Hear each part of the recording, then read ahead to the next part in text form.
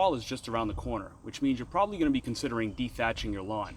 I figured I would take this opportunity to discuss how I'm going to determine whether or not I'm going to dethatch this year, and also take the time to review the thatcher that I had purchased a few years ago, Greenworks, the 14-inch model. So there are a lot of methods to determine whether or not it's time to dethatch your lawn. One would be to just kind of run your hands in there and open up those grass blades a little bit and just see what kind of material is kind of built up on the soil level. Another method would be to use a soil probe. I've actually made a video on doing this here, and once you pull that soil sample out of there, you can really look and see, how much material is built up. Another easy method would be to take a steel garden rake and just kind of give it a light rake and just see how much material actually comes up before you determine whether or not you're going to buy or rent a dethatching machine. For a bunch of years, I did rent machines from rental places or home improvement stores. They're not bad, just a few things I didn't really like about them. One, they're extremely heavy. You've got to have a truck or an SUV in order to pick up a machine like this and bring it back and forth.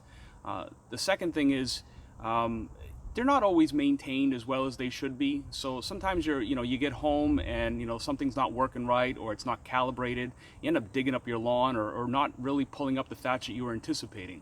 Another thing is, if you've got a sloped yard like I do, it can be quite difficult to maneuver up and down those hills. They're not self-propelled, but they technically have like a forward pulling motion because of the tines once they grab the earth.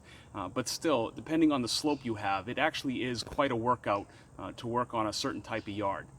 So I saw some videos and some advertisements for electric thatchers, and I did some research, read some reviews, and finally decided to end up getting a Greenworks 14-inch model like this. I do believe they come in different sizes. I paid about $110 for this about 3 years ago on Amazon. It is electric, so it does have its own challenges with electric cords, but in general, I think this is a really great purchase, and if you're serious about lawn care and you do this often enough, it's really a great investment that you're going to be using at least once a year. I've actually used it twice a year in some seasons. So this particular model here, like I said, is about 14 inches wide. It may seem like it cuts or does a lot more of a wider path because of the wheels, but the actual working mechanisms inside is only about 14 inches. So you're going to want to pay attention to the area that you're trying to cover. Make sure you kind of overlap those tires a little bit. The height on this machine is adjustable to 3 different levels, and I think it even has a 4th level. So if you want to drive this thing around without risking hitting those tines on anything. It also has a safety feature on the handle so that you can't accidentally just grab a hold of it and it starts turning on, because this thing will take off on you. Another feature this model had was a complete set of replacement tines, which I thought was a great feature. I've already had to replace mine once, but I did get a couple years out of the first set. To replace the tines on this model, you're going to want to set yourself up at a comfortable height workbench. It doesn't take any fancy tools, just a couple of wrenches and some screwdrivers, but it does take about an hour, so get yourself comfortable.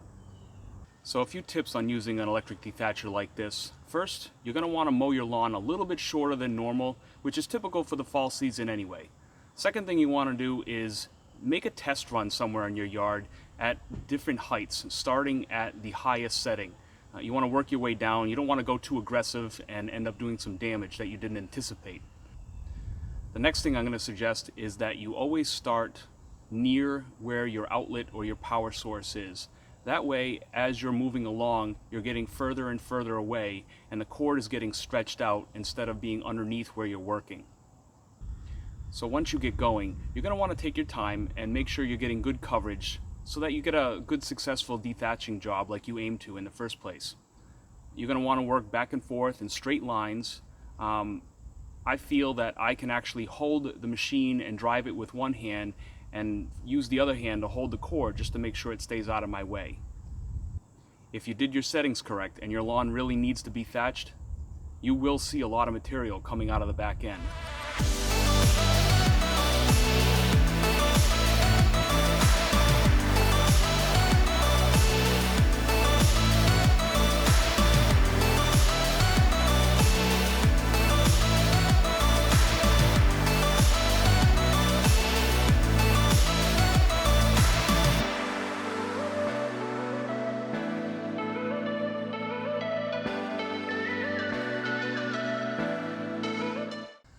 So once you're done thatching your lawn, now it's obvious you've got to clean up all this mess. That's actually the worst part, and no matter whether or not you rent one or you own one, it's still going to have to be done. There's a lot of different methods you can use to do this. It's best to be prepared with some barrels or some of those brown paper bags that you can use for yard waste, because you're going to have a lot of material.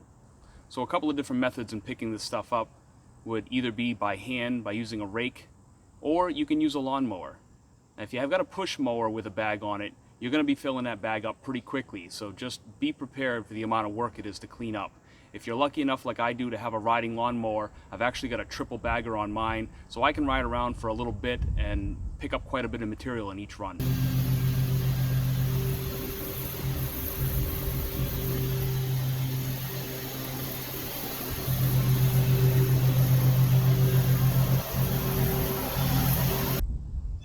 So for a little over $100, you can own your very own dethatcher versus spending that same amount of money on just, say, 2 rentals. In my opinion, this is a great investment for keeping your lawn healthy and from getting choked out on thatch. Thanks for watching, guys. Feel free to leave some comments and questions, and if you like what you see, hit that subscribe button.